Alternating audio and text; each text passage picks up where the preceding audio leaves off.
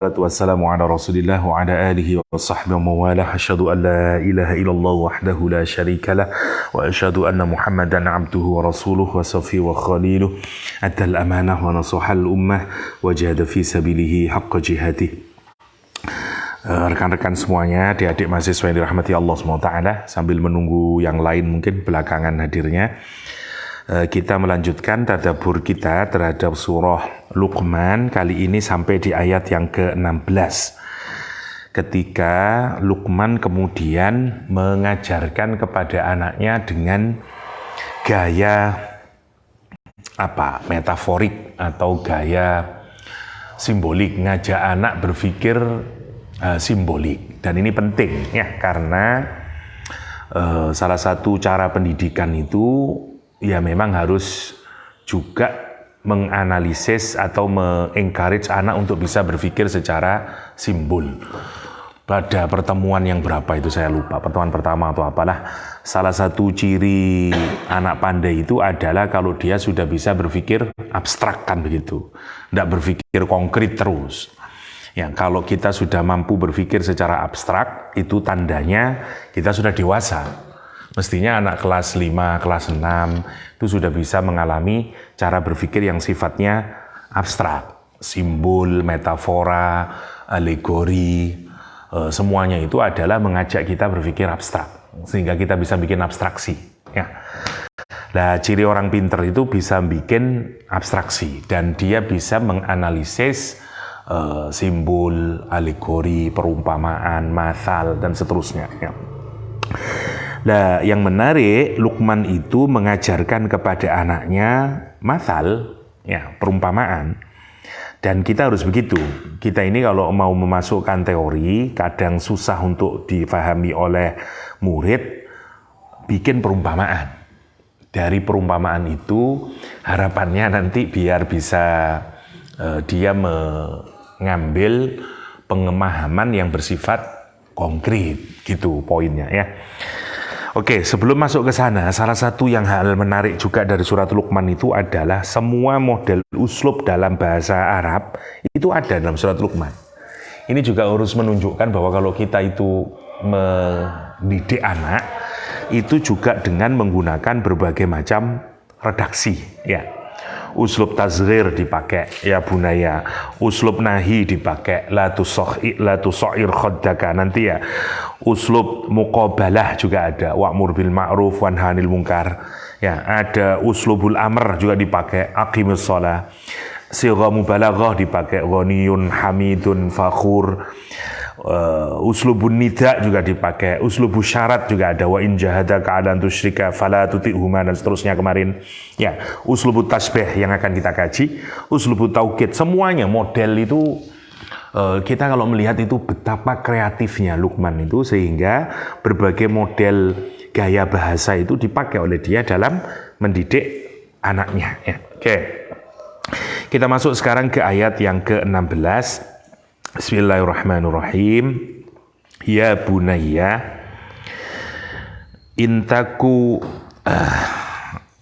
sini bentar.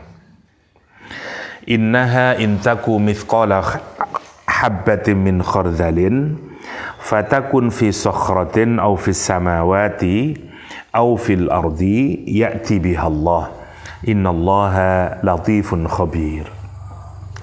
Kata Luqman ini diawali sekarang ayat ke-16 ini juga masih menggunakan uslub tazghir lagi-lagi ya, ya bunayya. Sekali lagi repetisi ya bunayya dari berbagai ayat yang direkam oleh Al-Quran ketika Luqman mengajari anaknya. Sekali lagi untuk fungsinya itu, kalau kita memanggil anak itu dengan sebutan sayang, selain untuk mendapatkan atensi, ya, karena kita selalu memanggilnya dengan baik, selain itu untuk juga semakin mengokohkan pemahaman kepada anak bahwa bapaknya itu mencintainya. Ya. Karena itu diulang-ulang, setiap redaksi dikasih ya bunaya, itu menarik ya. Dan kita senang.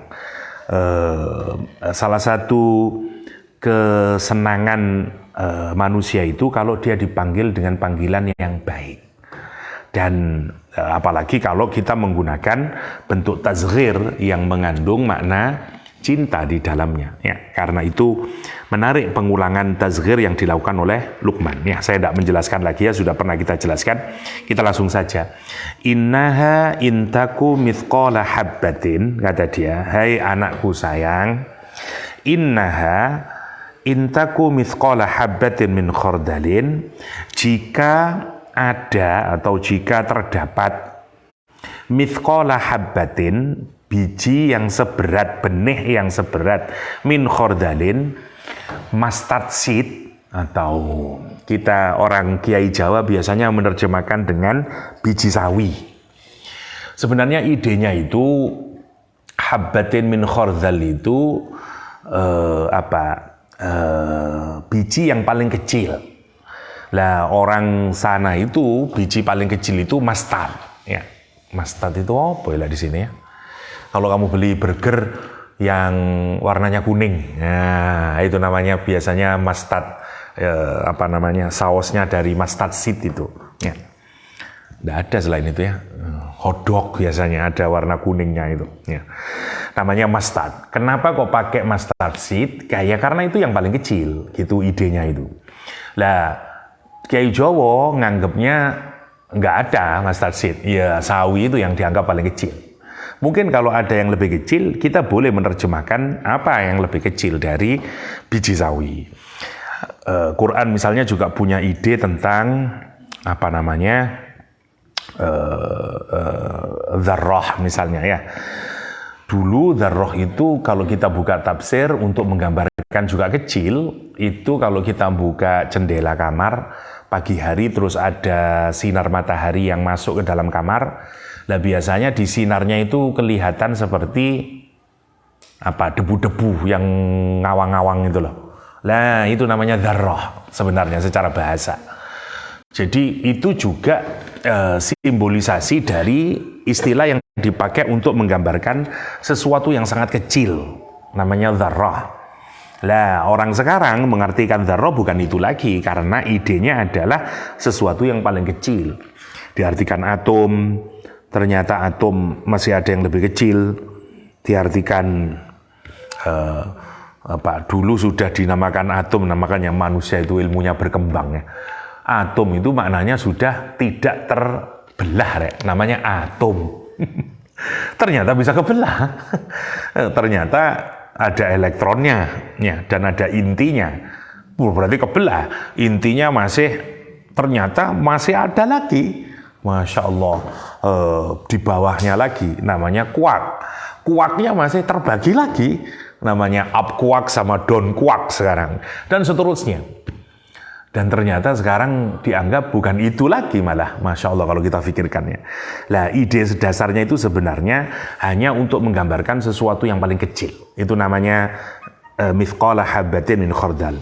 Nanti ya kita diskusikan itunya, kita fahami dulu permisalannya, karena ini masal ya. Oke, kata Luqman, anakku sayang, jika ada biji sekecil biji sawi, ya seberat biji sawi, fatakun, maka biji tersebut berada fi sokhrotin. Sokhroh itu batu yang sangat besar atau seperti satu ruangan, batu yang gede sokhroh itu. Jadi kayak batu dari kali kalau habis gunung meletus, ya batu yang besar namanya sokhroh. Yang menarik kata Allah itu, jika ada batu yang sangat very tiny ya, sangat kecil itu, kemudian dia berada di sokhroh, batu yang sangat besar ya, au fis samawati, atau dia tidak berada di atau batu berada di batu yang besar itu, atau sekarang posisinya ada di mana? Kecil di dalam batu, habis itu dia berada di langit. Tidak disebutin lagi, au fis samawati, atau berada di langit. Di langitnya mana? Tidak tahu, gunakan jamak saja. Entah langit 1, entah langit 2, entah langit 3, entah di Mars, entah di Pluto, entah dimanapun. Oke, au fil ardi, atau dia berada di dalam bumi. Ya'ti bihallah, maka Allah akan mendatangkannya. Ya, yang biji tadi yang sangat kecil itu. Saya belum melanjutkan. Mari kita pikirkan ya. Luqman itu memberitahu kepada anaknya, "Nak, jika ada biji yang kecil dan biji itu ada di dalam bongkahan batu yang besar, bongkahan batunya itu ada di langit sana, nun jauh di sana, wallahu alam di mana langitnya, tapi tidak disebutin, yang jelas ada di angkasa sana, au fil ardi, atau ada di dalam bumi." Nah, kalau kita renungkan, kenapa Luqman kok menggambarkan menarik ini ya? Biji di dalam batu, di langit, di dalam bumi, kata dia. Karena Luqman itu mau menggambarkan gambaran dari kesusahan orang untuk mendapatkan sesuatu. Kalau sampean mikirkan, itu hebatnya Luqman. Kalau sampean memikirkan sesuatu yang susah untuk ditemukan, kalau sesuatu itu hilang, karena apa biasanya? Satu, karena kecilnya, ya dah. Berarti semakin benda itu kecil, semakin susah diketemukan. Nomor dua, apalagi biasanya sesuatu itu susah ditemukan karena jauhnya. Good. Semakin jauh sesuatu itu semakin susah untuk ditemukan. Satu, semakin kecil. Dua, semakin jauh. Semakin apa lagi? Semakin gelap. Semakin gelap semakin tidak bisa ditemukan, ya dah. Meskipun bendanya tidak kecil, tapi gelap juga susah ditemukan. Jadi sekarang udah tiga nih. Kecil, jauh, gelap, apalagi? Masih ada lagi? Apalagi? Pikiran kita sudah mungkin sudah dapat ditemukan. Kecil, jauh, gelap, apalagi kira-kira? Ya tertutup, ya justru yang paling mudah. Kalau penutupnya susah. Jadi empat itu yang menarik. Kok iso Luqman itu menggambarkan satu gambaran, empat-empatnya itu tercover dalam ayat ini. Ya bayangin. Misalnya, kenapa ada film-film pencurian uang? Kok susah untuk dicuri uang di bank? Karena penutupnya berat, ya toh, susah sekali dibuka, kombinasi angkanya lah, ada yang bahannya dari baja lah, dan seterusnya. Sekarang kita lihat yang pertama. Quran Luqman itu menggambarkan yang pertama, innaha intaku mithqala habbatin, itu isyarah kepada apa? Kecilnya benda. Jadi kalau sudah kecil ya tidak mungkin bisa ketemu. Satu. Yang kedua, fatakun fi sokhrah, berarti isyarah kepada apa? Isyarah ilal hijab, ketutup. Sekarang bayangin ya, brankas ya, atau kalau di bank itu apa namanya itulah, tidak tahu saya, yang susahnya di film sampai di film kungfu cetek sampai dirungokno itu ya. Tapi masih ada lobangnya, ya tak? Karena masih ada lobangnya, jadi masih ada kemungkinan untuk bisa ditemukan, diambil karena masih berlobang. Kenapa? Karena cuma ada kuncinya. Jadi yang membuat susah ditemukan itu hanyalah semakin susah kuncinya, semakin safety-nya tingkat tinggi. Tetapi selama masih ada ruangannya, ya tetap aja mudah ditemukan. Sekarang bayangin, batu kecil itu ada dalam batu. Sekarang saya tanya, batu ada pintunya? Nggak ada pintunya. Itu kerennya Luqman. Jadi bayangin, dia ada di dalam sesuatu yang kita nggak tahu ngambilnya dari mana. Nggak ada pintunya. Batunya itu bunderser gini. Ya toh, diambil sini nggak ada pintunya, sini nggak ada pintunya. Terus gimana caranya? Terus oke lah sampai dua ini, oke lah kita berasumsi mungkin ketemu meskipun kecil, oke. Tapi sekarang dia ada di dalam batu. Pertanyaannya, bagaimana terus ngambil batu? Nggak ada kuncinya, nggak ada lubangnya. Berarti harus diapain batunya? Harus dipecah. Pertanyaannya, kalau Anda memecah batu dengan benih yang sekecil itu, Anda bisa nemukan? Boleh jadi waktu Anda mecah bijinya kena, hancur udah. Ya toh? Kalau ada lubang itu masih selamat. Ya, kayak sekarang itu semua bijian itu sekarang ada rumahnya di Norway, Norwegia. itu jadi seluruh biji tumbuh-tumbuhan di seluruh dunia itu di preserve di Norway. Jadi in case nanti kalau ada gempa bumi atau kelaparan apa dan seterusnya, nah kita masih bisa memproduksi lagi. Misalnya yang gelek cipluan, lah susah tak saiki. Lah Norway punya itu. Semua benih, hebatnya Norwegia itu. Jadi dan itu sudah menjadi rumah bibit sedunia. Ya, jadi semua ditaruh di sana. Semuanya ada. Jadi ditanam. Lah kita itu mestinya mikir gitu, ya. Kok kena kita kok enggak mikir begitu ya? Kalau dipikirkan itu. Sekarang udah susah. Sawo wis mulai susah, ya toh. Kalau kita enggak ke desa enggak nemukan sawo, udah susah nyari sawo, apalagi makanan. Padahal semuanya itu mesti ada manfaatnya.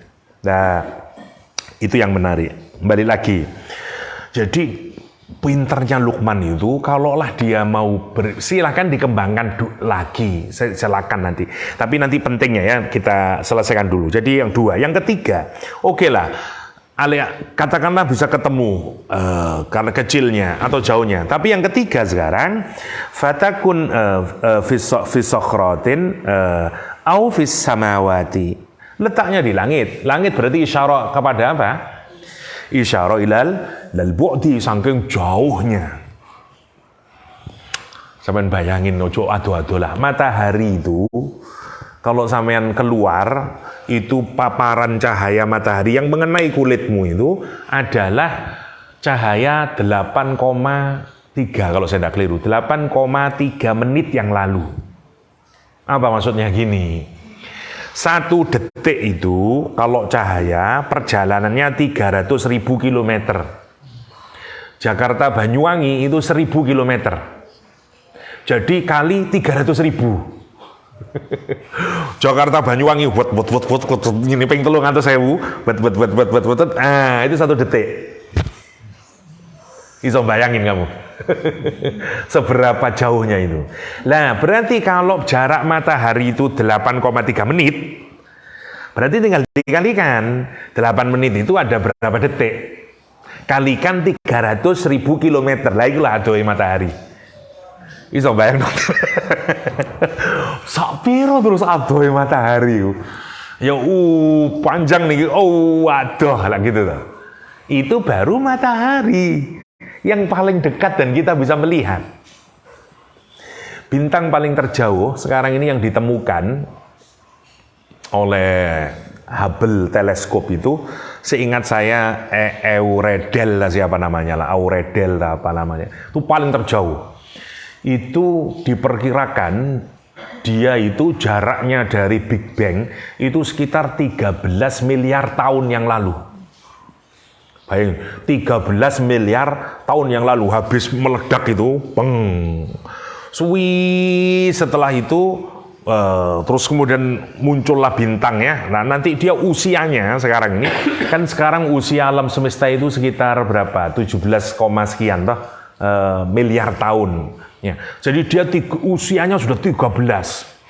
Wes suwi rek bumi kapan sih nyari? Udah lama banget. Saking jauhnya, karena dia kan bergerak terus gini semakin menjauh. Jadi itu yang bisa dideteksi oleh manusia yang paling jauh. Piro adoe, wis embo wis mumet kita mikirnya. Bayangin ya. Sangat jauh. Lah, Luqman itu menyatakan, coba kamu bayangin, ada satu benih yang paling kecil, dia ada di dalam batu, terus diletakin di sana lah, jauh lah, di Pluto misalnya. Terus ya apa GPA? Wong sampai sekarang aja kita ini belum bisa ke Mars saja belum. Ya, dan seterusnya. Amerika yang dulu menyatakan sudah sampai di bulan, banyak yang mengkritik. Ada yang menyatakan itu tipuan saja, ya. Meskipun sudah ada museumnya, ada NASA-nya, ada bekas pesawatnya, ada semuanya lengkap, ya. Jadi kalau di Texas itu, di NASA Museum itu, semuanya ada. Bekas pesawatnya, bajunya, pakaian astronotnya, sampai batu-batunya, ya, dan seterusnya. Yang dinyatakan itu asli dari bulan, ya, dan seterusnya. Bahkan ono nggak ini rek, jadi antri bayar $10 ingat saya. Jadi kita ada batunya gitu, terus tangan kita dimasukin. Nah, namanya touching the moon gitu. Jadi karena kita menyentuh batu dari bulan ya. Aku antri biar $10. Touching the moon namanya. Jadi sudah pernah menyentuh batunya dari rembulan. Opo yo bener yo mbo, opo digoroi Amerika, karena banyak juga yang menyaksikan bahwa benar-benar dulu Neil Armstrong itu dan berbagai astronotnya Amerika itu benar-benar sampai bulan. Banyak menyatakan enggak. Wallahu alam, saya tidak tahu kena ini teori konspirasi atau enggak, wallahu alam. Kenapa? Karena ada banyak kejanggalan memang. Mulai flagnya itu berkibar padahal tidak ada udara. Jadi banyak kelemahannya. Terus kalau memang dia bisa sampai sekarang, kenapa kok enggak sekarang ke bulan? Kok cuma sekali dulu itu? Karena dulu itu perang dingin antara Uni Soviet sama Amerika. Jadi ada yang menduga ini bagian dari, tapi Allah alam, tapi ya karena apakah memang sudah sampai ke sana atau enggak, wallahu alam ya. Jadi tapi memang agak menarik loh, kalau zaman itu saja sudah bisa sampai ke bulan, kenapa kemudian kok tidak diteruskan? Ya, misalnya eksplorasi opolah, ya. Gelek toyol tadi bulan nih. Wallahu a'lam ya, itu untuk menggambarin apa, fatakun fi sokhratin au fis samawat. Yang ketiga, yang keempat, au fil ardi, atau di dalam bumi. Kalau bumi berarti apa? Isyarah ila dzulumat. Jadi 4 hal yang menunjukkan susahnya untuk menemukan sesuatu, semuanya dikumpulkan dalam masal ini. Maksudnya apa? Nanti kalau sampean jadi guru atau jadi orang tua, ya tinggal kita pikirin, bikin ndak harus ngeplek iki rek. Kok gara-gara wis mari Sina Lukman, ayo anak-anak, jika ada biji, ya ndak harus begitu. Bikinlah kreatif yang lain. Yang jelas ada 4 unsur, atau kalau kita mau menunjukkan sesuatu itu yang susah untuk ditemukan kembali. Ya, oke. Menariknya, setelah menggunakan 4 hal ini yang sangat tidak mungkin untuk bisa diketemukan, Luqman kemudian menyatakan ya'ti bihallah. Kalimatnya menggunakan ya'ti, ya. Lagi-lagi pakai ata bukan ja'a, untuk menunjukin apa? Sesuatu yang mudah datangnya. Mudah sekali Allah mendatangkannya. Ya'ti bihallah. Allah mendatangkan benih tadi itu atau biji tadi itu dengan amat sangat mudahnya. Masya Allah. Nah, apa masal ini? Gini, kalau kita berhadapan dengan masal, silakan berpikir sejauh mungkin, wis. Saya bisa ngambil apa ya dari masal ini ya? Gitu caranya. Kalau kita ketemu masal. Nanti insya Allah saya di Ramadan ada satu buku masal fil Quran, ada ngaji itu. Tapi keliling-keliling di masjid, disuruh jamaah pengajian itu loh. Sudah dikasih bukunya. Jadi kajian masal Quran setiap jam 8 muter ya. Ada di masjid, beberapa masjid ya, yang mereka sudah set up ya. Jadi khusus untuk masal dalam Al-Quran. Oke. Nanti saya share bukunya kalau misalnya sudah ketemu PDF-nya ya. Oke, salah satu buku baru termasuk kayaknya karangan orang Mesir kalau saya tidak keliru. Oke, balik lagi ke sini. Jadi kalau kita ketemu masal, silakan dieksplorasi. Apa ya kira-kira ya? Karena kalau masal itu enak, Rek. Anda tidak perlu jago bahasa Arab, tidak perlu. Karena yang penting kita paham masalnya. Silakan kemudian ngembangin itu. Apa kira-kira apa yang bisa kita kembangkan? Apa kira-kira yang bisa kita maknai? Kira-kira begitu. Kalau ketemu masal. Ya, seperti ini masal, dan seterusnya ya. Nanti kita ambil pelajarannya. Ada kisah yang menarik di sini. Rawa Ali bin Rabah Al-Lakhmi qala lamma wa'adha Luqman ibnahu bihadza. Waktu Luqman ini menasehati putranya dengan ayat ini ya. Akhadha habbatan min khardalin, dia ngambil satu biji sawi atau biji mustard seed, fa'ata biyal bahar, kemudian dia datang ke laut ya. Fa'alqaha fi ardihi. Kemudian dilemparkan bijinya ini, pung, ke lautan. Summa maka sama sya'a. Kemudian ditunggu, ya. Terus kemudian dia bilang sama anaknya, nah, apakah kira-kira biji yang tadi kita lemparkan ke tengah lautan itu bisa kembali lagi? Ya, terus Luqman itu menengadahkan tangannya, faba'asallahu dzubabatan, ya. Kemudian Allah mengutus entahlah makhluk melata atau ikan atau jenis apa yang kemudian keluar dari laut itu membawa benihnya itu, terus datang ke Luqman, nah, ngasihkan benihnya. Nah, itu kisahnya Luqman. Tak tahu benar atau enggak, ini satu riwayat dari Ali bin Robah Al-Lakhmi, ya. Yang ini tidak usah ditiru karena sampean tidak sakti, ya. Ini tidak perlu kita tiru. Yang kita tiru adalah ini pentingnya. Kenapa Luqman mengajarkan ini? Masih ingat kemarin apa ajaran Luqman yang pertama? Tentang tauhid, ya dah. Tentang jangan sampai berbuat syirik, kan itu kemarin. Karena itu sebagai fondasi. Ma'rifatullah dulu, biar kita kenal siapa pencipta kita, apa mestinya kita, kan gitu. Setelah kita kenal Allah, kemudian kita dituntut untuk bersyukur kepada Allah, kan begitu kemarin. Baru kepada orang tua. Setelah itu menarik, setelah kita diajarkan tentang tauhid, baru kemudian kita diajarkan tentang apa kemarin? Tentang ibadah, mulai tentang apa ini? Aqimis shalah, ya. Durung toh? Durung. Apa terus? 14 wingi apa ya teh lali. Gimana? Orang tua masih lah. Oh, masih orang tua, Anda masih belum berarti masih syukur, ya. Jadi tauhid, ya. Setelah tauhid nanti ya, kita mengenal Allah, Dia pencipta dan seterusnya. Kemudian kita syukur kepada Allah SWT, pada orang tua juga. Nanti masuk ke muraqabatullah. Kita ini diawasi oleh Allah SWT. Baru setelah muraqabah, baru ibadah. Setelah ibadah, baru akhlak urutannya. Kita masih belum di ibadah, masih di muraqabatullah. Ini sebenarnya konsep tentang muraqabatullah. Dan poin kedua yang orang tua harus ajarkan atau pendidikan kita mestinya berbasis gitu kalau ngajarin anak itu. Setelah ngajarin tauhid, ma'rifatullah, ya, anak sadar siapa penciptanya dan seterusnya dan seterusnya. Saya kemarin di ngaji di Jalalain itu saya jelasin kalimat kayak Alhamdulillahirabbil alamin. Misalnya untuk menunjukkan pentingnya kita itu memahami Allah Subhanahu wa taala sebagai Rabb misalnya, ya. Rabb itu saya lebarin sedikit, tak apa-apa ya. Nanti aja lah, muraqabah dulu lah. Nanti saya kemana-mana, ya. Muraqabah. Jadi muraqabah itu merasa diawasi oleh Allah Subhanahu wa taala, ya. Atau Allah kita jadikan sebagai raqib, ya, pengawas.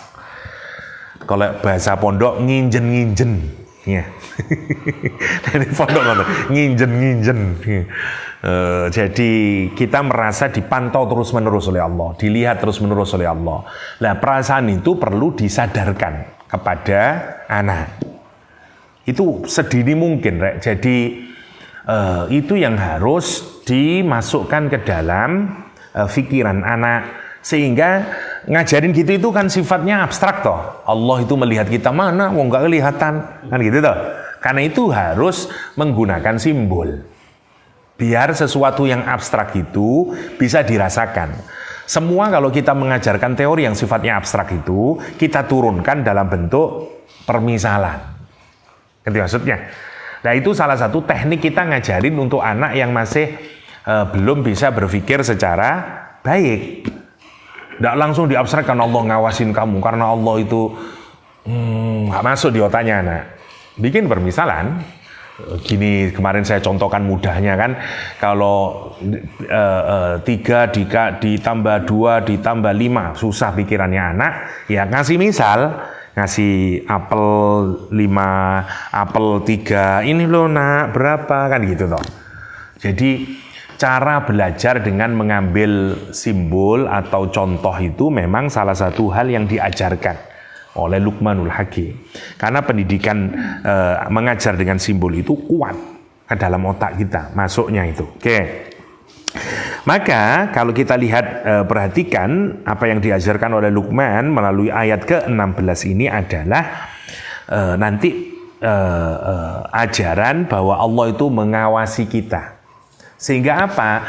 Satu, setelah difahamkan diri tentang Allah, Allah menciptakan kita dan seterusnya, kemudian kita diajarkan tanggung jawab. Masih sebenarnya tentang Allah tetap. Ya, Allah ngawasin kita dan seterusnya, itu pentingnya. Sekarang kita perhatiin ya. Jadi kalau dulu di masa PKI, ya sama, untuk menghilangkan keyakinan kepada Tuhan, caranya PKI juga sama.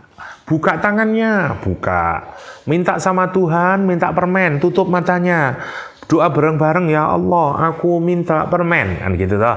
Terus dibuka matanya, nggak ada permennya. Terus disuruh, sekarang tutup matanya, minta sama Bu Guru saya minta permen, dikasih semuanya sama Bu Gurunya.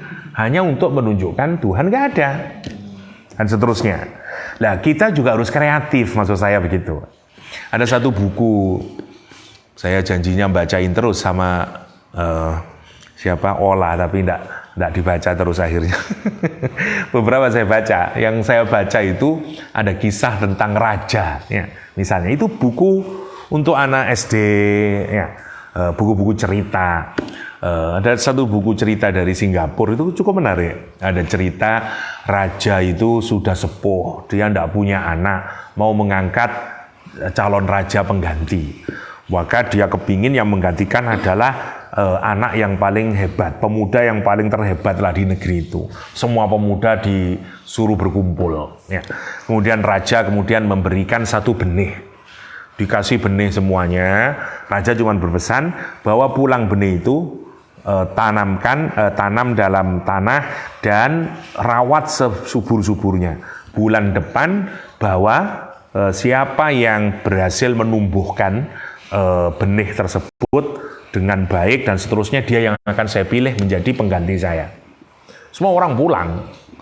Nah, benih itu sebenarnya sudah dimasak oleh raja, sehingga tidak mungkin bisa tumbuh karena sudah dimatiin. Ya, sapi semua orang dikasih, semua orang nanam tidak hidup, tapi bingung dia, waduh, ini kok tidak hidup ini. Akhirnya semua kepikiran untuk menipu. Dia ganti, oh ini benihnya apa ini? Oh gantilah benih inilah, tidak akan tahu si raja, kan gitu, barang kecil. Dah, ditanamlah. Hanya ada satu pemuda yang begitu nanam, dia kasih sampai 1 bulan, tidak ada dia. Tidak muncul. Yang lain sudah bawa, ada yang durian, ada yang mangga, ada macam-macam. Nyampailah ke situ, dan kemudian raja setelah ngelihat semuanya, kata raja, saya sudah temukan calon pengganti saya. Bingung semuanya siapakah dia. Ternyata anak di belakang yang takut karena dia merasa saya tidak akan jadi. Karena dia sendiri yang tidak ada tanamannya, yang lain semua ada tanamannya. Raja baru menjelaskan bahwa kalian semuanya itu bohong karena benihnya tidak mungkin bisa tumbuh. Dan satu-satunya yang jujur, ya orang itu. Lihat, itu kan adaptasi dari Luqmanul Hakim, menurut maksud saya itu. Yang sing pinter bikin cerita, karo cerita ya diasal ya opo dan seterusnya. Yang penting di anak itu masuk bahwa kita ini ada CCTV loh yang memantau kamu dan seterusnya. Nah, itu yang penting dimasukkan ke dalam otaknya anak.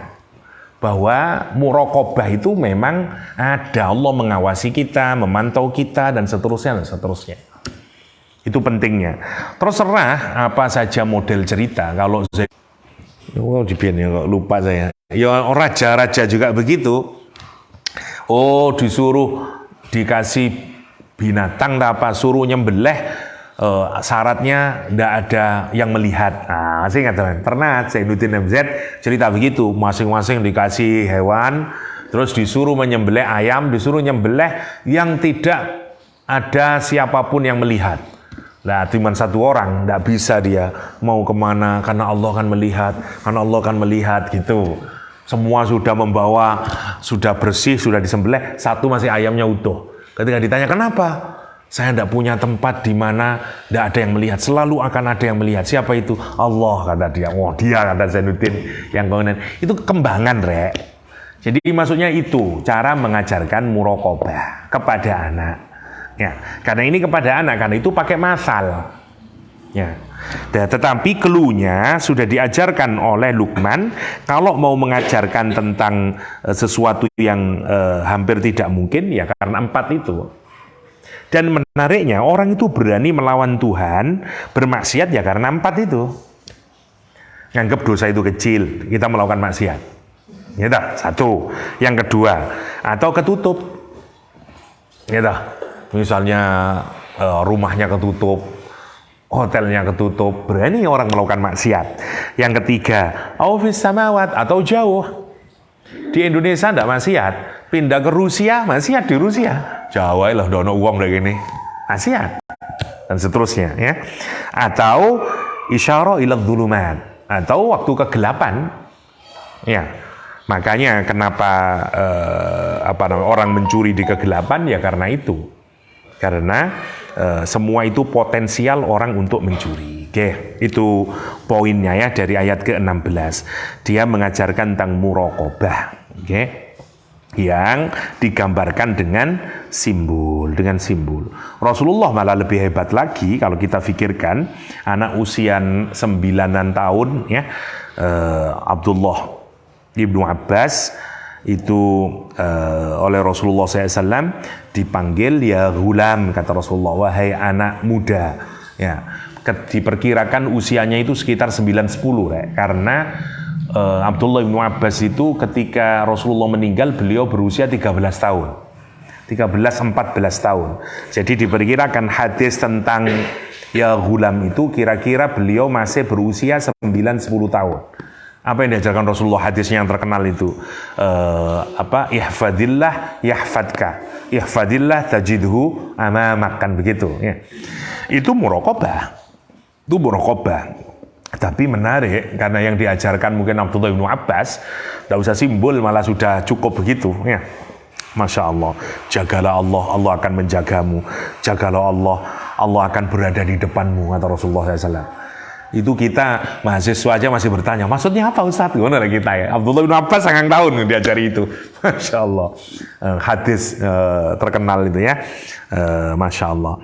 Nah, Luqman mengajarkan kita itu ya'ti bihallah. Yang keren dari ayat ini adalah lagi-lagi penggunaan kata ya'ti yang menunjukkan kemudahan Allah untuk mendatangkannya itu. Innallaha latifun khabir. Sesungguhnya Allah Subhanahu wa taala latif khabir.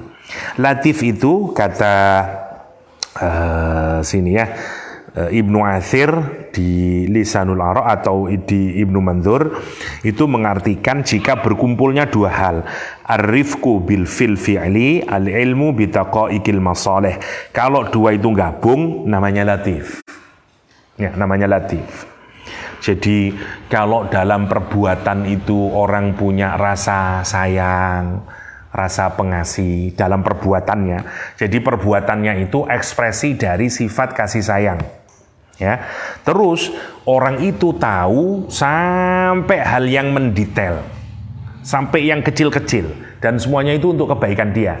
Nah, kalau terkumpul ilmu yang kayak begitu itu namanya latif. Namanya latif. Ya, kita biasanya menerjemahkan dengan yang maha lembut, Tapi sebenarnya lebih dari situ, latif itu. Ya. Jadi latif itu juga affectionate, ya, atau yaitu ar-rifqu, ya. Yang pertama, yang kedua, ya kecil, mana dasar ya, latif, ya lembut dan seterusnya. Atau mengetahui sampai yang paling detail, hal-hal yang kecil-kecil juga diketahui, itu juga latif. Ya, karena itu lihat pasangannya setelah menjelaskan tentang benda yang kecil tadi, diakhiri dengan innallaha latif. Innallaha latif. Diakhiri dengan innallaha latifun khabir. Khabir sudah pernah kita ceritakan ya, sebagaimana di surah Al-Ahzab, gambaran khabirnya Allah itu adalah mengetahui sampai juga detail. Kemarin waktu saya ceritakan yang satelit view, nah itu gambaran khabir, ya, gambaran khabir. Jadi saya tidak tahu apa di sini ya. Enggak. Pikiran saya kemana-mana ya. Oke, di surat Al-Ahzab Allah itu menyatakan diakhiri kalimatnya itu ketika Allah menjelaskan tentang perang Al-Ahzab itu kemudian dikasih kalimat khabir. Innallaha bima ta'maluna khabir. Setelah kalimat khabir, Allah menjelaskan khabirnya Allah itu. Misalnya pertama digambarkan bahwa akan datang musuh itu dari arah depanmu dan dari arah belakang. Satu gambaran dulu. Manusia itu hanya bisa melihat ke depan. Kalau dia sudah melihat ke depan, tidak bisa melihat belakang. Kalau dia bisa melihat ke kiri, dia tidak melihat ke kanan. Nah Allah itu menunjukin, meskipun kita ini juga mengetahui, melihat, tapi nggak ada apa-apanya dibanding penglihatannya Allah SWT. Khabirnya Allah. Yang pertama kata Allah disebutin junudun ya, ketika datang tentara itu min fauqikum ya, dari arah depanmu, wa min asfala minkum, dan juga dari arah bawahmu. Berarti itu cara pandangnya apa? Full view, ngelihat semuanya secara besar dulu gambarannya. Habis itu didetailin oleh Allah. Oke lah, kita mungkin masih bisa, manusia juga bisa Ustaz. Buktinya bisa CCTV yang itu untuk segala arah, atau pakai satelit view bisa segala arah ya tahu. Tapi sekarang kata Allah diturunin lagi, Allah itu bisa melihat, kata Al-Quranul Karim, idzaghatil absar, sampai ketika meripat kita ini, matanya orang itu tidak bergeser karena saking shocknya melihat 10.000 tentara datang, terus takut semua orang itu, terus sampai karena kita shock itu, pandangan kita tidak bergerak, diginiin, saking, kayak gitu. Namanya idzaghatil absar. Baik, sekarang oke lah, pakai Google Ads, ya di Zoom, nih ketemu rumah saya, nih kalau yang live ketemu sampean, satu-satu bisa kelihatan. Pakai infrarednya, ketahu, ada berapa orang itu, siapa duduk di mana, ketahuan. Meskipun dilihat dari Pentagon sana, di sini bisa ketahuan itu set. Tapi pertanyaan saya, apakah dia bisa melihat bola mata kita? Nggak bisa melihat sudah, nggak sampai sebegitunya. Hebatnya, ya kalau kita dari sini bisa di zoom kelihatan, tapi kalau dari sana nggak bisa kelihatan. Oke, Allah menggambarkan mulai dari yang besar dulu ya, itu khabirnya Allah. Habis itu sekarang Allah menunjukkan khabir saya itu ngelihat, karena kan gini, orang itu di perang Ahzab ketakutan. Karena gimana ndak takut, wong memang bayangin 10.000 dari depan, terus yang dari belakang ini menggencet. Sementara kita lagi parah-parahnya. Ndak ada makanan, logistik berkurang, satu hari cuman makan 1 roti dan 1 kurma. Padahal ini perang. Waduh, banyak bayangin. Masuk sarapan kurma, ini bukan sarapan, ya makan 1 hari itu. Kalau sekarang katakanlah roti 1, kurma 1, perang, budal men. Nggak mungkin itu. Lah bayangin dari lemes kayak begitu itu. Lah tentu ini bikin shock, kata Al-Quran itu idzaghatil absar. Belum selesai kata Al-Quran, gimana tulisannya itu? Wa balaghatil qulubul hanajira, kata Al-Quran, dan hatinya itu merangkak naik sampai di ujung tenggorokan. Hanajir itu ini, jadi tenggorokan yang paling atas ini. Gila pikirin, ada mufasir yang mengartikan secara literal, hatinya memang naik ke atas ini. Ya enggak masuk akal, masuk ono hati munggah ke atas itu. Quran itu sering menggambarkan feeling atau perasaan kita itu letaknya dalam hati. Kalau dia sudah sangat, itu digambarkan dia merangkak keluar dan akan muncul dalam perbuatan kita, dalam ucapan, dalam tatapan mata, dalam perbuatan begitu. Makanya marah itu ghadab. Tapi kalau marah sudah sampai di ujung tenggorokan namanya ghaid gitu. Kenapa? Karena dia mau keluar sudah gitu. Makanya dia merangkak ke atas gitu. Itu gambarnya Quran begitu. Sama dengan tadi apa? Rasa takut. Rasa takut itu dalam hati. Tapi kata Quran, balaghatil qulubul hanajir. Jadi kulubnya itu sampai di hanajir sini. Maunya apa? Ketakutannya itu sudah kelihatan banget. Sekarang Quran menggambarkan apa? Lihat, dari full view di atas, lari ke bola mata, sekarang lari ke hatimu yang ketakutan dan segala macamnya. Selesai belum? Makin itu khabirnya Allah. Terus ditambah kata Allah, wa tadzunnuna billahi dzununa. Terus kamu sudah mulai berprasangka berbagai macam kepada Allah. Wis koyo kalah wis, ndak mungkin wis kalah wis. Yang mukmin menyatakan, "Lah inilah janjinya Allah, kita pasti menang." Ini orang-orang munafik itu begitu ketakutan dia menyatakan apa? Ma wa'adanallahu wa rasuluhu illa ghurura. Gitu, surat Al-Ahzab. Kata dia, janjinya Allah, janjinya Nabi itu tipuan belaka. Makanya terus dia mulai. Pelan-pelan dia mundur. Ya, terus bilang ke Nabi, ya Rasulullah, rumah saya masih kebuka ya Rasulullah, belum saya kunci. Rumah saya temboknya itu halamannya masih kebuka. Ya Rasulullah, rumah saya hanya ada perempuan. Makanya saya pulang dulu ya, kalau tutup rian perang nih. Inna buyutana aurah, kata dia. Wa ma hiya bi aurah. Ya, dia bilang rumah saya aurat. Maksudnya itu tadi penjelasannya. Kata Allah, enggak, rumahmu enggak ada, sudah pepek. Wong semua perempuan itu dikumpulin jadi satu oleh Rasulullah. Alasan saja itu. Alasannya kepingin apa? Illa firara, kata Al-Quran. Kecuali dia kepingin running away. Pingin pergi aja. Maunya begitu. Nah, sementara macam-macam terus mulai mengalukan agitasi, ayolah balik wes, percuma kalah wes. Ya, orang Yahudinya, orang munafiknya, ayo sini wes, halumma ilaina. Ayo kena, udah pasti kalah kita. Ya ahla Yasrib, la muqama lakum. Hei penduduk Yasrib, kamu tidak ada tempat sudah.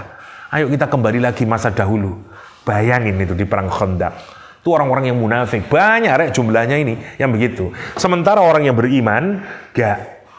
Meskipun dalam keadaan lemes dan seterusnya itu, begitu dia ngelihat pemimpin tadi itu, pasukan itu, apa kata Al-Quran? Hadza ma wa'adanallahu wa rasuluh. Ya, inilah yang dijanjikan Allah dan Rasulnya. Ya, wa ma zadahum illa imana wa taslima. Ya, tidak bertambah bagi dia kecuali semakin bertambah apa? Imannya, pasrahnya sama Allah.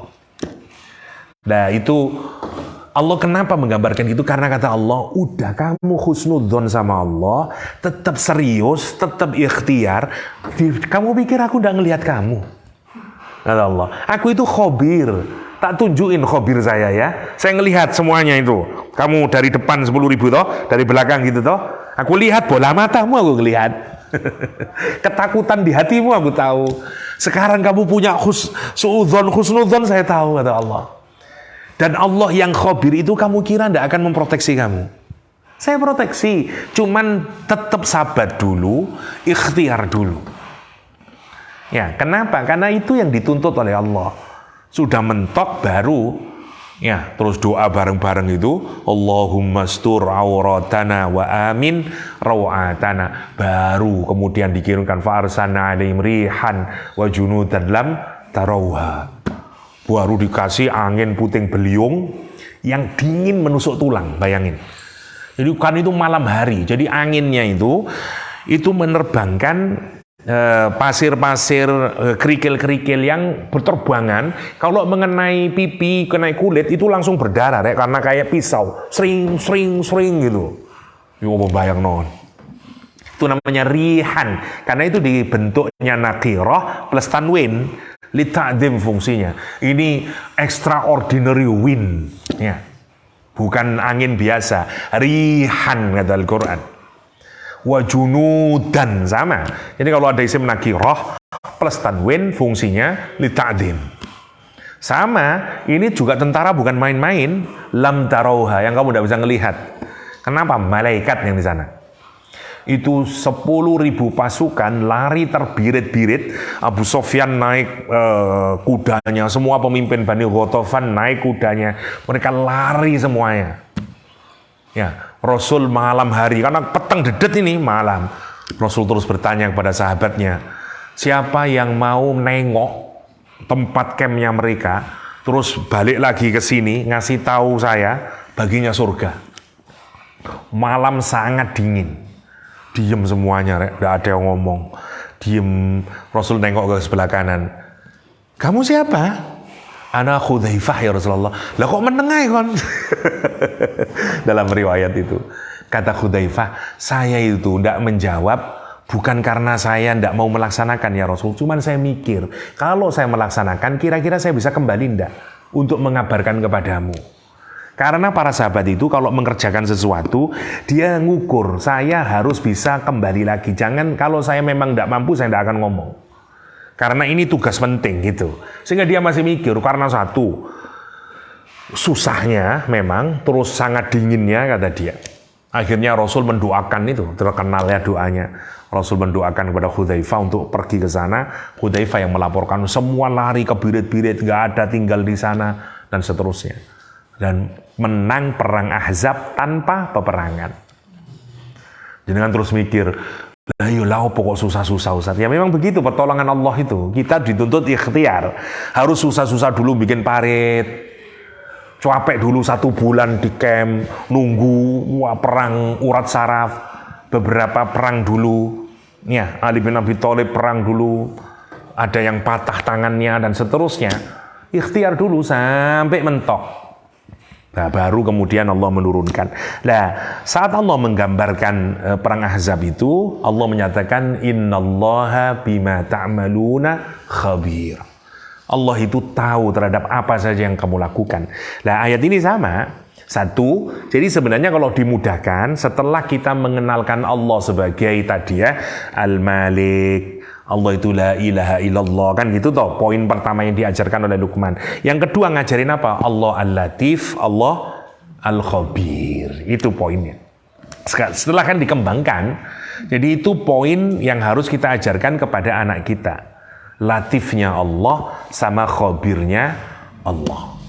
Ya, silakan dikembangin redaksinya pakai kayak apa dan seterusnya. Lah kalau dua itu sudah, maka kita bisa pindah ke yang lain kemudian. Baru pindah kemana? Ke ibadah.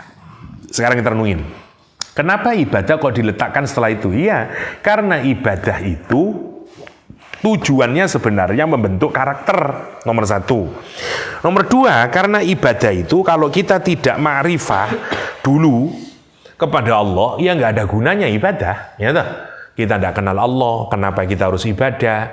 Ibadah itu sebenarnya hakikatnya apa? Kalau kita nggak tahu, lah terus ngapain kita ibadah? Ya itulah yang terjadi kepada anak-anak yang kemudian dia merasa bahwa sholat dan seterusnya itu nggak ada gunanya buat dia, kecuali takut karena disuruh oleh ibu, kan gitu toh, oleh uminya. Kenapa? Karena tidak diawali dengan pengenalan syukur kepada Allah, pengenalan Allah itu Latif, Allah itu Khabir, dan seterusnya itu tadi. Nah, makanya urutannya begitu. Ibadah itu setelah kita mengajarkan fondasinya dulu. Nah, kita pelajaran agama itu sering kali salah ya diajarkan oleh kita. Karena kita start dari babul wudu, habis itu babul ghusl, habis itu baru babul surutus sholah, dan seterusnya itu dok. Tapi kita tidak dikenalin dengan Allahnya dulu, itu tidak pakai latifun, khabirun, dan seterusnya. Jadi anak belum mengenal itu. Nah, mestinya itu dulu yang dikokohkan. Itu dulu yang dikokohkan. Baru setelah itu masuk ke perintah habituasi. Dan ini bukan pekerjaan, Rek. Semuanya ini habituasi. Ya. Jadi tata nilai tadi yang sifatnya abstrak, sekarang itu kan masuk kemana? Masuk ke kognisi kita. Kalau secara teori, masuk ke kognisi sama afeksi kita toh.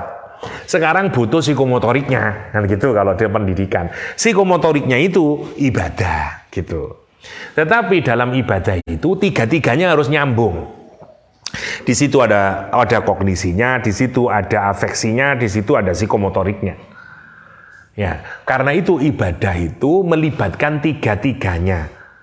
Ya, ada ucapan, ada pemahaman dalam pikiran, ada perasaan dalam hati. Itulah yang disebut dengan pembentukan karakter. Jadi kalau mau bicara moral development atau teori perkembangan moral menurut Quran, caranya ini. Ya, setelah dikasih itu, apalagi konkret Islam itu. Sampean kan belajar kolbot, belajar macam-macam lah, moral development, teori, ya toh. Nah, kita menarik kalau sampean pelajari ini. Oke, berarti habituasi itu mulai sebelum usia 7, ya toh. Disuruh oleh Nabi ngajarin sholat. Sebelumnya berarti dia ajarin ini dulu. Gitu, sesuaiin dengan otak kemudian. Nyambungnya kalau nanti kaitkan ke pendidikan dan seterusnya. Kalau sudah dikasih fondasi ini baru mulai dilatih. Nah, makanya lihat sekarang menariknya ayat ke-17. Lagi-lagi diawali lagi ya bunayya, coba. Menarik kalau kita pikirin. Ya bunayya aqimis shalah. Tegakkan sholat. Menarik ya, nomor 1. Kenapa saya tadi bilang ini habituasi ya? Karena menggunakan redaksi aqimis shalah. Gini ya, kita ini kenapa perintahnya kok bukan dan kemudian sholatlah? Kenapa kok wahai anakku? Sekarang saya coba renungin. Orang tua itu kalau menyuruh anak, menyuruh mendirikan sholat atau menyuruh sholat? Menyuruh sholat. Orang tua itu cuman, sholat, mari sholat dorong, sholat. Dah. Sebenarnya orang tua yang kayak begitu itu belum melaksanakan aqimis shalah kepada anak. Dia masih sholli atau solu. Ya, udah cukup. Belum aqimus shalah. Apa bedanya begini? Aqimu itu kan dari kata koma ya. Koma tegak berdiri gitu. Dia ndak doyong ke kanan, ndak doyong ke kiri, ndak ke belakang, ndak ke depan. Jadi sesuatu yang sudah tegak lurus sehingga ndak bergeming kemanapun. Nah, ini yang disebut dengan iqamatus shalah ya, karena dia sudah tegak, dia ndak doyong dengan apapun. Oke, dalam bahasa yang lain, iqamah itu kalau gambaran rumah dia adalah seperti pilar gitu. Pilar itu tidak bisa digantikan. Yang lain bisa berubah, tapi kalau pilar dia tidak bisa berubah. Ya, misalnya seperti rumah, kita bisa merubah pintu, merubah jendela, merubah sini ini saya rubah. Dulu ada temboknya di sini saya rubah. Bisa, tapi tidak pilar. Kalau pilar saya ceroboh. Gitu. Pilar tidak bisa dirubah. Oke. Lah, maksudnya apa mengajarkan anak itu sholat menjadi pilar? Maksudnya agar sholat itu jadi pilar hidupnya dia, gitu maksudnya.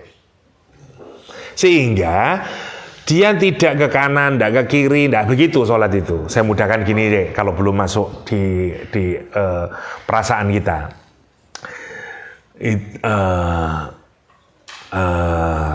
Gini. Orang dulu, sampean soalnya orang modern apa ya? Mbah sampean lah atau bapaknya sampean. Dulu kalau janjian orang dulu itu selalu berkisar di sholat. Orang dulu, misalnya begini, kapan nanti ketemuan ba'da zuhur ya? Kapan ba'da maghrib ya? Kapan mari isya ya? Gitu. Wong biyen ndak takok maneh rek. Wis cukup ngono tok iku. Kapan bari zuhur? Kapan mari asar? Udah selesai. Sekarang kita ganti arek sekarang ya. Zamanmu lah. Yes. Rus, kapan janjian Rus? Katanya Baihaqi. Mari zuhur. Nggak akan berhenti itu. Tanya lagi. Mari zuhur ku jam piro? Ya dah. Kamu mungkin tidak terasa. Loh, itu ada perbedaan secara budaya. Kenapa bisa? Dan itu tidak kecil, signifikan perubahannya itu. Ini ya, kalau orang dulu sholatnya itu tidak berubah, wis itu jadi pilar. Lek wis ngomong mari zuhur, berarti ya mari jam 12. Dia tidak akan tanya jam loro atau jam telu, enggak. Karena sholatnya orang dulu itu, ya jam 12 lek zuhur itu, ngono gampangane. Lek ngomong mari asar, ya berarti ya jam telu. Wong biyen iku ndono mikir sholat asar jam 4, ngono gampangane gitu. Secara kebudayaan itu. Sekarang kebudayaan kita itu bergeser. Sholat itu sudah ndak on time lagi. Karena itu kita menyatakan mari zuhur jam piro terus. Jam loro, setengah loro, ketandanya apa? Sholat sudah bisa dirubah-rubah, Ustaz. Kan dalam fikih itu sholat itu muasa, Ustaz, waktunya. Ya iya, memang muasa. Tapi kalau kita muasa terus, tandanya dia tidak kokoh. Maksudnya? Dia berarti tidak kokoh, karena dia bisa diselang-selingi. Saya kasih contoh yang lebih kelihatan sekali. Kalau kita nyusun jadwal, misalnya nyusun jadwal nih, di universitas Islam saja lah, jangan yang universitas non-Islam. Universitas Islam, ya, bikin jadwal, saya tanya, sholatnya ditaruh dulu atau sholatnya buat belakangan? Sholatnya buat belakangan. Itu tandanya sholat sudah tidak jadi pilar, gitu. Karena kalau kita mikir pilar, dia stay di tempatnya, dia nggak mungkin dirubah gitu, Rek. Zuhur ya jam 12, asar ya jam 3, baru diisi kegiatan di situ-situnya. Sekarang enggak. Bikin kegiatan terus, mari jam 1 kok kata pengantar, jam 2 itu pembicara nomor 1, terus jam 3 pembicara nomor 2, terus wis 4.30 cukup lah kira-kira wis isoma. Gitu pola kita. Apa itu salah, Ustadz? Ya enggak selalu salah, karena memang waktu sholat itu muasa. Tapi secara kebudayaan, secara kultural, itu sudah menunjukkan sholat orang modern itu sudah tidak kokoh. Karena kalau kita kokoh, tidak begitu cara nyusunnya itu. Dan sekarang saya tanya, mana ada yang nyusun mikir sholatnya ditaruh dulu? Nggak ada, Rek, sekarang kalau mau jujur. Hatta universitas negeri, ya. Al-Islamiyah, ya, misalnya. Semuanya begitu. Masya Allah kalau kita pikirkan, iya ya, nah begitu kita mikir itu. Itu tanda kita sudah melakukan perubahan. Lah, dari mana kesalahannya? Dari aqimis sholah. Dari aqimis sholah. Nah, karena itu kalau secara fikih, aqimis sholah itu apa? Memastikan benar syaratnya, benar rukuknya, sujudnya benar, dan seterusnya itu toh. Bener bacaannya, khusyuknya bener. Jadi orang tua itu bukan hanya nyuruh sholat, tapi dilihat wudu'e wis bener apa ndak, ruku'e bener apa ndak, sujudnya bener atau ndak, waktu dia sholatnya udah bener atau ndak, terus bacaan Qur'annya udah bener atau ndak, terus itu sampai dia memahami ndak bacaannya.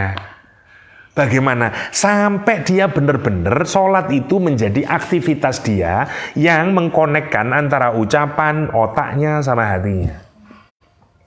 Nah sekarang bayangin, kalau sampean dilatih terus, antara otak, hati, sama perbuatan, terus menerus. Terus dilatih ajak, dilatih on time, dilatih tanggung jawab, dilatih itu, mesti melahirkan karakter sholat itu. Kenapa kok ada karakter? Karena kita tidak aqimis sholat. Kita hanya sekedar menjalankan sholat. Kenapa tidak jadi karakter ya? Semua yang lahir karakter itu harus semua on time, posisi tepat dan segala macam. Baru nanti melahirkan karakter. Tidak mungkin salah Quran itu. Inna sholata tanha 'anil fahsya'i wal munkar itu. Itu poinnya itu di situ. Itu yang disebut dengan aqimis sholah. Aqimis sholah. Nah, kita itu tidak begitu, Mas. Terus terang, secara umum orang tua atau bahkan dimanapun itu tidak aqimis sholah. Kita tidak peduli. Mari sholat, mari. Kita tidak pernah nanyain, bener tidak araiku sholat? Ya apa kualitas sholatnya? Mestinya itu jadi concern orang tua terus. Sampai nanti, pastikan. Kon sing diwaca wis paham apa ndak? Kon sholatmu wis ono khusyuke apa ndak? Dan seterusnya. Kenapa? Karena itu yang akan menjadi aqimis sholah. Ada Ustadz Nu'man cerita kisah yang menarik menurut saya. Kata Ustadz Nu'man, jadi dia mau ada orang itu di satu corporation, ya, ada rekrutmen. Nah terus ada interview satu-satu interview perusahaan barat ini, interview satu-satu. Terus ada anak itu, ya kalau dilihat dari CV-nya, ya kalah lah dengan CV-CV yang lain itu, dia biasa aja. Tapi begitu dia wawancara itu, masuk azan. Dan mau iqomah sudah di masjid itu, dengar suaranya. Di Amerika ini. Terus dia bilang, dia langsung ngomong, sebentar, saya bisa enggak minta izin? Kita hentikan dulu wawancaranya, karena ada panggilan sholat. Saya seorang muslim, saya mohon, nanti setelah ini saya kembali lagi. Dia tercengang orangnya, dipersilakan. Tebak siapa yang nanti yang dipilih jadi diterima bekerja? Dia. Kata dia ini orang yang punya integritas, dia orang yang penuh tanggung jawab, dia orang dan seterusnya. Padahal itu orang non-muslim. Kan kata dia justru yang ini yang mahal, kata dia. Bukan yang meskipun IP-nya baik tapi tidak punya integritas, ini bahaya, kata dia. Jadi dia diterima gara-gara sholat. Ya, lede kita justru itu yang tidak diterima. Oh, ini kok kemoncolen nih. Coba bayangin. Nah, biasanya universitas swasta itu, orang swasta itu begitu, ngelihat dia karakter. Karena kalau kita mikir di swasta itu, yang penting organisasi, kooperasi, trust. Karena itu yang dia bangun. Tapi kalau pinter menangi dewe dan seterusnya, tidak bisa kerjasama. Makanya kenapa sih orang yang kalau banyak orang pinter itu kadang tidak sukses dalam kehidupannya? Karena dia susah bersosialisasi. Anak yang pinter itu cenderung egois, cenderung bener dewe, karena pinter. Ya, PD-nya tinggi. Uang gue tidak pinter, gampang ngalah. Soalnya ya kurang pinter. Iya wis aku melu. Soalnya kurang pinter. Jadi masing-masing itu banyak kelebihan. Dan kenapa biasanya yang cepat dapat pekerjaan dan seterusnya itu begitu? Ya, karena dia lebih sociable, begitu polanya. Kalau kita pikirkan. Nah, makanya biasanya lebih cocok dia jadi pemikir, begitu-begitu. Nah, apalagi dalam dunia bisnis dan segala macam, udah dibutuhkan begitu itu. Justru yang bisa kerja sama dan segala macamnya. Itu. Nah, makanya orang pinter harus diajarin begitu. Karena biasanya dia kurang di situ kelemahannya. Ya. Itu disebut aqimus shalah. Aqimus shalah, disuruh negain biar dia menjadi karakter dia. Oke, aqimus shalah itu membentuk kepribadian simpelnya. Nanti silakan dikembangin. Kalau di sini perwujudannya aqimus shalah. Jadi yang diajarkan pertama itu bagaimana bentuk karakter anak yang baik sekarang dengan pola habituasi. Silakan kembangin sendiri. Ya, nomor 1. Kalau itu sudah jadi, baru anak diajarin wa'mur bil ma'ruf wanha 'anil munkar. Maksudnya apa? Kalau aqimus shalah itu kebaikannya kepada diri, ya, wa'mur bil ma'ruf wanha 'anil munkar itu kebaikannya kepada orang lain. Ya, kapan kita ini mulai bisa berbuat baik kepada orang lain? Kalau kita sudah baik kepada diri. Sholat itu benar, relasi kepada Tuhan sudah baik, baru kemudian diajari tanggung jawab sosial. Itu kalau sekarang disebut dengan kecerdasan sosial dan seterusnya, Dan harus, karena kita ini makhluk sosial. Lah biasanya ini juga yang tidak diajarin, terutama orang tua. Wis kono ojo melu-melu, sing penting mun awakmu selamat. Anak tidak diajari bravery, anak tidak diajari kalau ada kezaliman dia harus stand up. Tidak diajari, padahal itu penting. Nanti dia akan menjadi pengecut dalam kehidupan. Ibu terlalu penyayang, terus kon pojok melu-melu yo, anu ngene. Salatnya apik, tapi tidak punya wa'mur bil ma'ruf wanha 'anil munkar. Dan itu harus diajarin polanya. Amar ma'ruf nahi munkar itu harus diajarin. Harus diajarin keikutsertaannya. Misalnya ya beberapa sekolah yang baik itu kan misalnya ada hari jualan. Terus hasil jualannya itu dikumpulin, terus datang ke panti jompo, ke anak yatim, untuk sedekah, dan seterusnya. Bangun apa itu? Wa'mur bil ma'ruf. Karena tidak ada artinya kalau kita baik sama Allah, baik pada diri sendiri, tapi tidak baik sama orang lain. Karena itu menarik pola ajarannya itu. Quran itu di ayat ini gambarin proses habituasinya itu hanya dengan kalimat wa'mur bil ma'ruf wanha 'anil munkar. Wanha 'anil munkar. Ya. Ini tadi ya yang aqimis shalah, kalau katanya siapa tadi Syekh Fadl Shalih Samirai, jadi walam yakul lahu sholli dzalika li anna iqamatas shalah, kata dia. Karena iqamah shalah itu maksudnya al-ityan biha ala atammi halin, kata dia.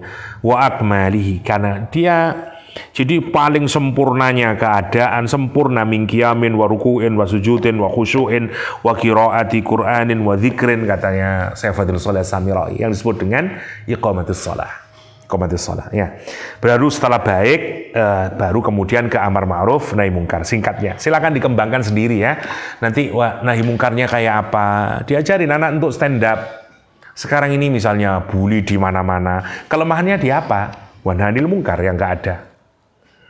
Gimana Nabi itu bisa menjadikan orang meskipun kayak begitu itu bisa berani melawan kebatilan dan seterusnya, itu kalau kita pikirkan itu kalau nggak di building amar ma'ruf nahi munkar nggak bisa begitu, nggak bisa begitu. Itu kan yang ditanamkan. Nah, terakhir wasbir ala ma'asabak. Sabarlah terhadap apa saja yang menimpamu. Maksudnya kenapa kok harus sabar? Orang itu kalau sudah amar ma'ruf nahi munkar, mesti nanti akan dapat musibah. Tidak disukai orang. Kita ini kalau sudah keluar, bukan hanya nahi munkar, sampean itu amar ma'ruf lah, mesti nanti tidak disukai orang. Apalagi nahi munkar. Jadi kalau kita ini sudah amar ma'ruf nahi munkar, sudah mulai ngajak orang berbuat baik, jangankan Masya Allah. Saya tanya, jamaah tabligh itu salahnya apa sih? Cuman ngajak orang ke masjid, gitu, ngedok pintu, ayo sholat masjid. Berapa orang yang tidak menyukai? Banyak. Itu tidak ngajak loh, cuman mari Pak sholat ke masjid. Itu dok. Orang sudah tidak suka. Itu amar ma'ruf dan niat tambah nahi munkar. Bapak, mohon maaf ya kalau bisa sudahlah Pak, stop boten lagi, misalnya mencuri lagi atau apa, ngejak perang teman ya, dan seterusnya. Ya tentu tidak harus sevulgar itu, tapi maksud saya bagaimana anak itu diajarkan integritas, punya prinsip, tidak bisa kompromi dengan kebatilan, gitu poinnya itu, sehingga bisa, dan itu lemahnya anak, kita ini kalau mikir ya, anak-anak sekolah SMA pinter-pinter, sekolahnya top, matematikanya 9, kimianya 9. Tapi lihat, nonton film porno, pacar-pacaran, saling membuli. Nggak nyambung ya dah. Mestinya adalah nilainya api, kelakuannya api toh mestinya. Lah wong nilai ininya baik-baik, tapi dia nggak bisa itu menstop. Ngedrak, smoking, macam-macam yang dia lakuin. Dan itu wajah kebanyakan anak muda. Kenapa? Apa yang salah? Wa'mur bil ma'ruf wa nahy anil munkar. Itu yang menarik. Kita tidak ada latihan gitu, Nah, saya lagi-lagi ya bukan menunjukkan baiknya sekolah barat, tapi salah satu sekolah di barat itu anak SMP, SMA ada namanya social working, social worker. Ada waktu masa liburan mereka suruh ikut misalnya ke panti jompo untuk latihan, biar ada feeling social workernya itu. Kayak begitu. Kita enggak. Kenapa kita enggak ngajarin begitu? Bahkan anak SMA itu rata-rata mulai sudah diajarin untuk kerja sendiri, liburan ke McDonald, kerja dia. Hanya untuk tahu, bekerja itu susah ya, menghargai duit kemudian. Meskipun anaknya orang kaya-kaya. Ya memang sistem kita belum seperti itu ya. Untuk menghargai kemudian, begini ya. Sampean kan mulai merasakan menghargai uang itu kalau sudah mulai bekerja toh. Ya Allah, sorot tiba bapak ya lang itu. Ya dah. Nah, kalau kita tidak pernah merasain gitu, saya enaknya kurang terus dan seterusnya. Itu poinnya, itu mengajarkan apa? Wa'mur bil ma'ruf wa nahy anil munkar. Setelahnya wasbir ala ma'asabak.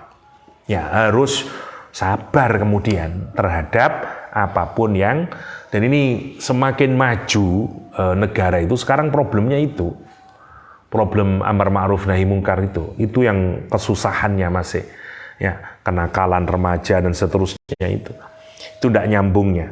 Nah, Islam itu punya trik, yaitu dari mana mulai ngawalinya, dari aqimus shalah. Tapi ya yang benar aqimis sholahnya, yang benar ya. Seperti rumus yang kemarin saya bilang itu ya, inna nasyiatal laili hiya asyaddu wata'an, yang tadi biar gandeng antara ucapan, kognisi sama hatinya tadi sehingga menjadi perilaku ya. Oke, wasbir ala ma asabak. Sabar itu menarik kalau kita pikirkan ya. Sabar itu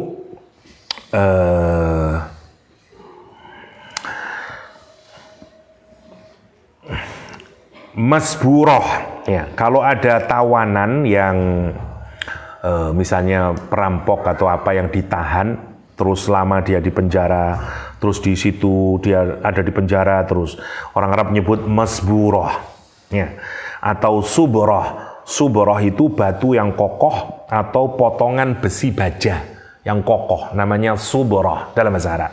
Dari kata itu diambil kata sabar. Maksudnya adalah kenapa kok disebut kita ini harus sabar?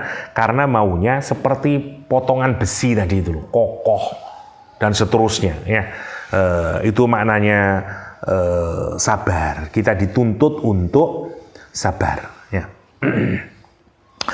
Oke.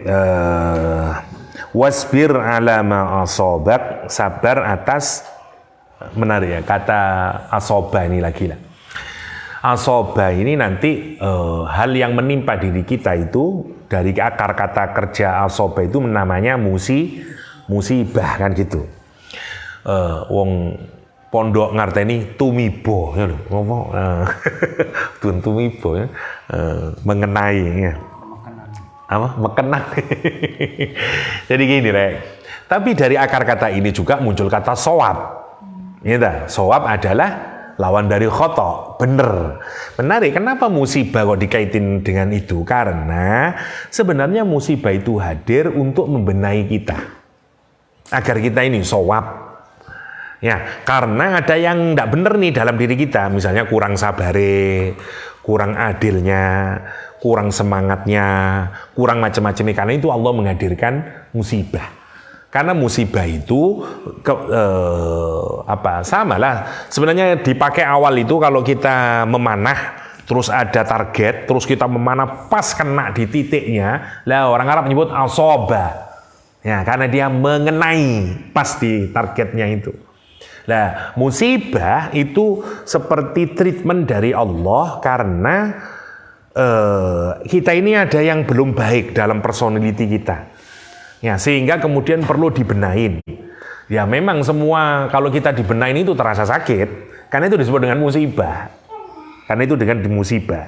Itu dan syaratnya ya sabar, namanya memang musibah. Namanya ya sabar. Wasbir ala ma asabak. Sabar, nanti setelah itu selesai. Ya, Masya Allah ya.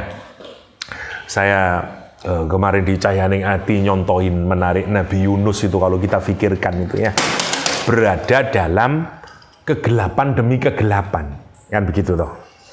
Kegelapannya malam, kegelapannya lautan yang sangat dalam, kegelapannya dalam perut ikan. Jadi satu, gambaran dari puncak musibah.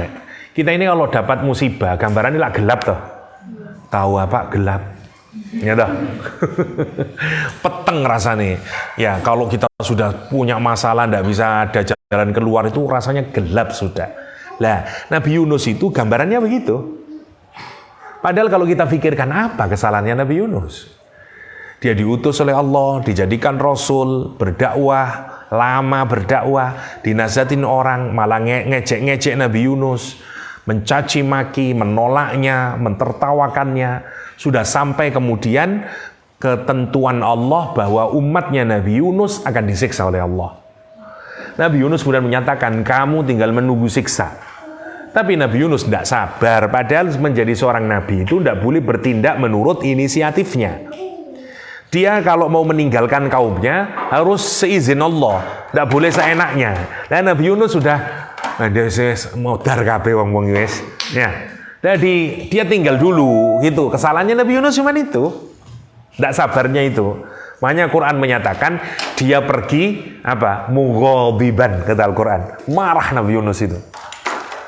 Ibaratnya wong-wong iki wis tak ajari, aku ndak oleh apa-apa, tak ajari api-api ngene balesane koyo ngene rupane. Wis, dan memang akan dianggap itu. Tapi ndak boleh pergi dulu sebelum ketentuan Allah. Nabi Yunus pergi dulu. Itu aja kesalahannya.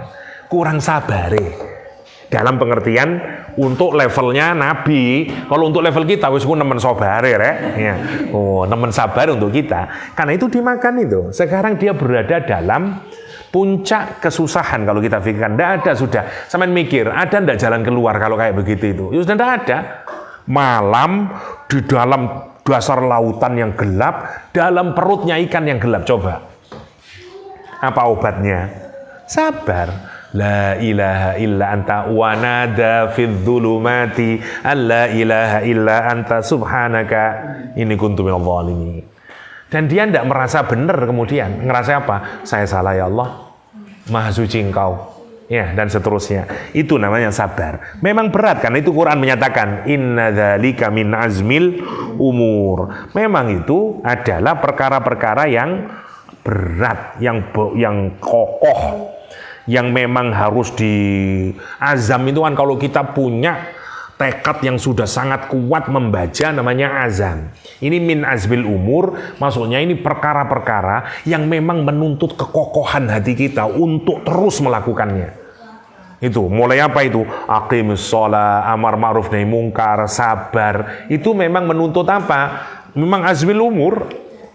Ya toh, sholat, kata siapa sholat itu meskipun sepertinya mudah? Enggak, kalau kita sholat dengan cara yang baik, pepek kabeh, berat. Ya, dan seterusnya. Amar ma'ruf nahi mungkar berat, sabar juga berat, dan seterusnya. Itu yang disebut dengan inna dzalika min azmil umur, min azmil umur. Ay minal umur al-wajibah al-maqtu'ah allati la yanbaghi ayat tarakhi, kata dia, atau ayat tahawan, kata Syekh Shalih Al-Samirai. Yang dimaksud dengan azmil umur adalah perkara-perkara yang wajib, yang definitif, yang tidak bisa ndakyu harus melakukan, tidak boleh la yanbaghi, tidak selayaknya untuk diakhir-akhirkan. Tarakhi, nantilah, enggak boleh. Nah, apa itu? Ya 3 tadi, sholat. Makanya menarik, kalau diakhir-akhirkan, ya tidak mungkin jadi iqamah. Sama juga amar ma'ruf nahi mungkar, sama juga dengan sabar. Tidak boleh, atau dienteng-enteng no. Enggak gampang lah, tidak boleh juga. Itu definisinya Syekh Fadil Shalih Al-Samirai terhadap min azmil umur. Min azmil umur. Nah, kalau sudah ibadahnya jadi karakter, baru 17-nya etika. Jadi akhlak itu belakangan kalau dalam ajarannya siapa? Luqmanul Hakim, cara mendidiknya itu. Jadi fondasi dulu, isinya tauhid dengan muraqabah, gampangannya, ya, kemudian dikasih ibadah, ya. Setelah muraqabah dikasih ibadah, setelah ibadah baru naik ke akhlak. Akhlak itu belakangan. Kenapa? Karena akhlak itu sudah berinteraksi, kan kalau disederhanakan ya, interaksi itu sama Allah dulu. Habis itu interaksi dengan orang tua. Habis itu interaksi dengan orang lain. Jadi urutannya begitu. Kita harus baik dulu interaksi dengan Allah. Karena sumber akhlak itu ya dari Allah. Karena itu diperbaiki dulu kita hubungannya dengan Allah. Ya kalau etika dalam pengertian umum itu kan relasi kita dengan sesama manusia. Siapa yang menentukan baik buruknya? Ya manusia. Ya, tapi kalau dalam Islam, konsep akhlaknya Islam tidak dari Allah, baik buruknya itu. Karena itu bangun relasi dulu dengan Allah dengan baik. Caranya dengan apa? Fondasinya benar, tauhid, muraqabah. Habis itu baru dengan tadi latihan, aqimus sholat, amar ma'ruf nahi mungkar, sabar, sudah kebentuk karakter, mulai kemudian diajarin akhlak. La tusair khaddaka linnas wa la tamshi fil ardi maroha, dan seterusnya. Ya, innallaha la yuhibbu kulla mukhtalin fakhur. Ya, nanti menarik. Saya hanya nambahin sedikit, waktunya udah cukup. Karena saya habis maghrib ada ngaji lagi, rek. Mukhtal, saya hanya tambahin satu kata dulu, mukhtal. Besok kita diskusikan ya. Mukhtal itu satu akar kata dengan kata khoyal. Ya, menarik ya. Kuda yang keren itu dalam bahasa Arab disebut dengan khoil. Kenapa? Wal khailu, kuda. Jadi kalau kamu punya impian mobil, aku besok yang duit, hati tak tuku mobil sing inilah. Lah, itu yang kamu hayalkan. Orang Arab itu macam-macam, kuda kan banyak, bahasa Arabnya. Tapi kalau kuda yang dihayalkan, yang diharap-harapkan, ini berarti kuda keren. Namanya wal khail. Nah, yang menarik kenapa